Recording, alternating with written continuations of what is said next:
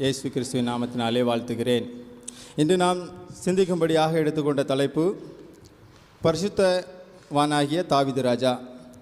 தாவீது ராஜாவினுடைய காலகட்டங்களிலே 8ஆக பிரித்திருக்கிறோம். ஒன்று அவருடைய பிறப்பு, இரண்டாவது அவருடைய அபிஷேகம், மூன்றாவது அவர் பட்ட பாடு, நான்காவது அந்த பாடுகளின் மத்தியிலும் அவர் இருந்த காத்த பொறுமை, ஐந்தாவதாக அவர் அந்த பொறுமையை காத்த நிமித்தம் அவருக்கு ராஜா பட்டம் கிடைத்தது. ராஜாவினிலிருந்து அவர் அடுத்த கட்டத்திலே ஒரு பாவத்திற்கு உட்பட்டார். அதிலிருந்து மனம் திரும்பி தேவனுடைய சமூகத்தில் திரும்பவும் ஒரு பரிசுத்தவானாக மாற்றப்பட்டார். அதற்கடுத்தா போல ஒரு ஆலயம் கட்ட வேண்டும் என்கிற ஒரு ஆசையை அவருக்கு கொடுத்திருந்தார். இந்த 8 கட்டங்களையும் குறித்து பார்க்கும்போது ரொம்ப நேரம் ஆகும். ஆனால் ஒரு சில காரியங்களை குறித்து மட்டுமே சொல்லி ஒரு 5 நிமிடத்திற்குள்ளாக முடித்து விடுகிறேன். ஒரு சில நிமிடங்கள் கூட ஆனாலும் மன்னித்துக் கொள்ளுங்கள். இதிலிருந்தே தாவீது ராஜாவினுடைய பிறப்பிலிருந்தே, ஏன் என்று சொன்னால் தாவீது ராஜா பிறக்கு முன்பாக 8 ஆண்டுகளுக்கு முன்பாகவே சாமுவேல் தீர்க்கதரிசி, அதாவது நம்முடைய சவுலுடைய காலத்திலே, சவுல் அரசாண்டுகிற 2ஆம் வருடத்திலே, அது எப்படி சொல்ல வேண்டும் என்றால் சவுல் 40 வருஷமாக அரசாண்டார். தாவீது 30 வயதான போது தன்னுடைய ராஜா பட்டத்தை பெற்றார்.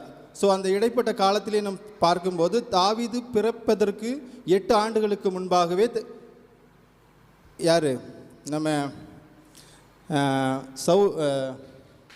நம்முடைய தீர்க்கதரிசி சாமுவேல் தீர்க்கதரிசி ஒரு வசனத்தை சொல்கிறார். அதாவது எப்படி சொல்கிறார் அப்படின்னா, சவுல் ஒரு சர்வாங்க தகன பலி, அதாவது தேவனுக்கு ஏற்படாத, அதாவது தேவனுக்கு ஏற்றுக்கொள்ளப்படாத ஒரு தகன பலியை செலுத்தி விடுகிறான். அதனாலே அவனை கடிந்து கொண்டு ஒரு வசனத்தை சொல்லி அவர் தீர்க்க தரிசனத்தை சொல்லுகிறார்.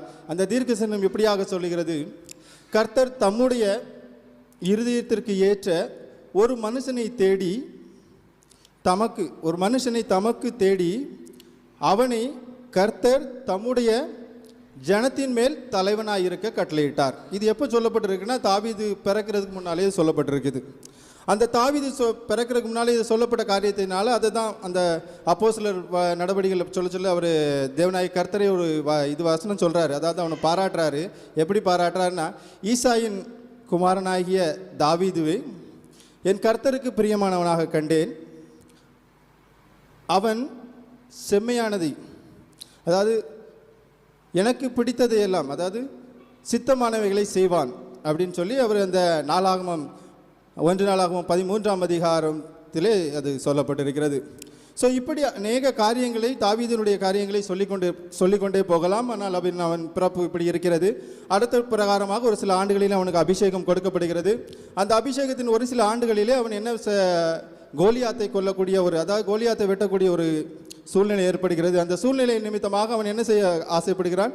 அவனுக்கு புகழ்ச்சி, அதாவது அந்த இஸ்ரவேலர் எல்லாரும் அவனை பார்த்து சொல்கிறாங்க, சவுல் கொன்றது 1000, தாவீது கொன்றது 16,000 அப்படின்னு சொல்கிறாங்க. அப்போ அவனுக்கு ஒரு புகழ்ச்சியை உண்டாக்குறாங்க. ஆனால் அந்த புகழ்ச்சியின் மத்தியிலும் தாவீது என்ன பண்ணலை? அவன் பெருமை பாராட்டு கொள்ளவில்லை. அந்த சவுலிடமிருந்து தப்பிப்பதற்காக அவன் ஓடிக்கொண்டு இருக்கிறான். ஒரு குறைஞ்சது அதாவது என்னோட கணித்துப்படி பார்க்கணும்னா ஒரு 10 to 15 இயர்ஸ் குறைஞ்சது அவன் என்ன பண்ணியிருப்பான்னா, சவுலிடமிருந்து தப்பித்து மட்டுமே ஓடிக்கொண்டிருந்தான். இந்த குகையிலேருந்து அந்த குகைக்காக ஓடிக்கொண்டிருந்தான். அந்த குகையில் ஓடிக்கொண்டு இருக்கிற அந்த பொறுமையான ஓட்டத்திலே அவன் ஒரு 15 வருடமாக அவன் ஓடிக்கொண்டிருக்கிறான். அந்த பொறுமையை முடித்து வெளியே வரும்போது அவன் ராஜாவாகிறான். அந்த ராஜாவாக ஆன உடனே அவனுக்கு ஒரு பாவத்திற்குள்ளாக, உரியாவின் மனைவியாக பத்சேபாள் இடத்தில் ஒரு பாவத்துக்கு உட்படுகிறான்.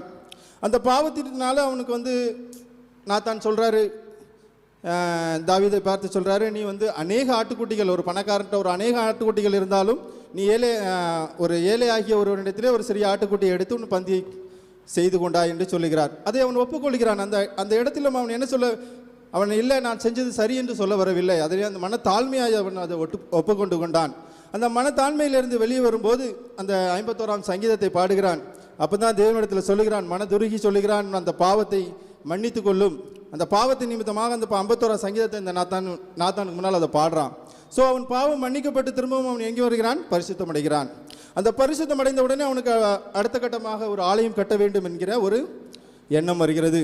அப்பவும் நாத்தான் வருகிறான். நாத்தான் சொல்கிறான், நீ இந்த ஆலயத்தை கட்ட முடியாது, உம்முடைய குமாரனாகிய சாலமன் தான் இந்த ஆலயத்தை கட்ட வேண்டும். ஓகே, அதற்கும் அவன் அடிபணிந்து கொள்கிறான். அதையும் அவன் செவி கொடுத்து கேட்டுக்கொள்கிறான். அப்படி இருக்கும்போது அவன் என்ன செய்கிறான்னா, ஆலயத்திற்கு தேவையான சாமான்களை, அதாவது பொன், வெள்ளி, வெண்கலம், கேதுரு மரங்கள், விலையுயர்ந்த கற்கள் என்று சொல்லப்பட்டிருக்கிறது. ஸோ அவர் எல்லாத்தையும் அதை சேர்த்து வைக்கணும்னு ஆசைப்படுறான். அந்த ஆலயத்தை கட்டணும்னு சொன்ன உடனே அவருக்கு ராஜா, அதாவது இயேசு அவனை தேவன் அவருக்கு என்ன கட்டி கொடுக்காரு? ஒரு பெரிய வீட்டை கட்டி கொடுக்காரு. இப்பவும் நம்மளும் அதே தான் யோசிச்சுக்கிட்டு இருக்கோம் இல்லையா? நம்ம இந்த ஆலயத்தை விரிவாக்கிடணும், இந்த ஆலயத்தை எப்படியாவது கட்டிடணும். இதுதான் அவனுடைய விசுவாசமாக இருந்தது. அவனுடைய விசுவாசமாக இருந்த பட்சத்திலே அவனுக்கு தேவன் அவனுக்கு என்ன பண்ணி கொடுத்தாராம்? வீடு கட்டி கொடுத்தார். அப்படியும் நம்முடைய, அதாவது நாம் அவனுடைய சேர்த்து வைத்த பொன் வெள்ளியை அவன் சேர்த்து வைத்திருக்கிறான். ஆனால் நாம் பணத்தை சேர்த்து வைக்கிறோம், நம் உழைப்பை சேர்த்து வைக்கிறோம் கடவுளுக்காக. அதே மாதிரி தான் பெத்தேல் குடும்பமாகிய உங்கள் அனைவருக்கும் அந்த இயேசு கிறிஸ்துவை, உங்கள் உள்ளத்தையும் இல்லத்தையும் கெட்ட வல்லவராயிருக்கிறார். அப்படிப்பட்ட ஒரு கிருபை உங்களுக்கு கிடைத்திருக்கிறது. ஆகவே நீங்கள் அந்த ஆலயத்தையும் கட்டி முடிக்கக்கூடிய சூழ்நிலைகள் நமக்கு உருவாகும். அதைத்தான் அந்த 1 நாளாகமும் 13ஆம் அதிகாரம் 4ஆம் வசனத்திலே ஒரு வசனம் சொல்லுகிறது. அந்த உடன்படிக்கை பெட்டியை தாவீது ராஜாவான போது அந்த உடன்படிக்கையை கொண்டு வரும்போது ஒரு வசனம் அதை சொல்கிறான். அதாவது சபையார்கிட்ட, இஸ்ரவேல்கிட்ட சொல்கிறான் அந்த வசனத்தை. இந்த காரியம், அதாவது 13ஆம் அதிகாரம் 2 நாளாகும் 13ஆம் அதிகாரம் 4ஆம் வசனத்தில், இந்த காரியம் சகல ஜனங்களின் பார்வைக்கும் செம்மையானதாயினபடியினால் சபையார் எல்லாரும் அதை ஒருமனதாக ஏற்றுக்கொண்டார்கள். அதை அப்படியே செய்வோம் என்று சொன்னார்கள். அப்படித்தான் நாமும் இன்றைக்கு செய்து கொண்டு இருக்கிறோம் இல்லையா? ஒரு கமிட்டி ஒரு டிசைட் பண்ணிச்சு, அதில் இருந்தும் அதை என்ன டிசைட் பண்ணாங்க? இதை வாங்கி இதை கட்டுவோன்னு சொல்லி டிசைட் பண்ணாங்க. அதையே இந்த சபையாக இருந்து நாமளும் இந்த பெத்தேல் சபையும் ஏற்றுக்கொண்டு அதை கெட்டக்கூடிய காரியங்களை நாம் செய்து கொண்டிருக்கிறோம். இப்படிப்பட்ட சூழ்நிலையிலே நம்மளுக்கும், நம்முடைய வீட்டிற்கும், நம்முடைய உள்ளத்திற்கும், நம்முடைய இல்லத்திற்கும் அதிகமான பாக்கியங்களை கொண்டு வருகிற ஒரு காரியத்தை நாம் செய்து கொண்டிருக்கிறோம். அப்படிப்பட்ட கிருபைகளை தேவன் நம் பெத்தேல் சபைக்கு கொடுத்திருக்கிறார். இப்படி பரிசுத்தவான்களாக இருக்கும்போது தான், அதைத்தான் சொல்றாரு ஆபிரகாம் சொல்றாரு. ஆபிரகாம், அதாவது மத்தேயு 1ஆம் அதிகாரத்தில் 1ஆம் வசனத்தில் சொல்றாரு, ஆபிரகாமின் குமாரனாகிய தாவீதின் குமாரனாகிய இயேசு கிறிஸ்துவுடைய வம்ச வரலாறு. இப்படி ஒரு பரிசுத்தவானாக இருந்ததுனால இயேசு கிறிஸ்துவே அவருடைய குடும்பத்தில், அவருடைய வம்சத்தில் பிறந்திருக்கிறாரு. அப்படியே நம்முடைய உள்ளத்திலும் இல்லத்திலும் இந்த தேவன் தாமே பிறப்பாராக. அப்படிப்பட்ட கிருபைகளை இந்த பெத்தேல் சபைக்கு தந்தருள்வாராக. ஆமென்.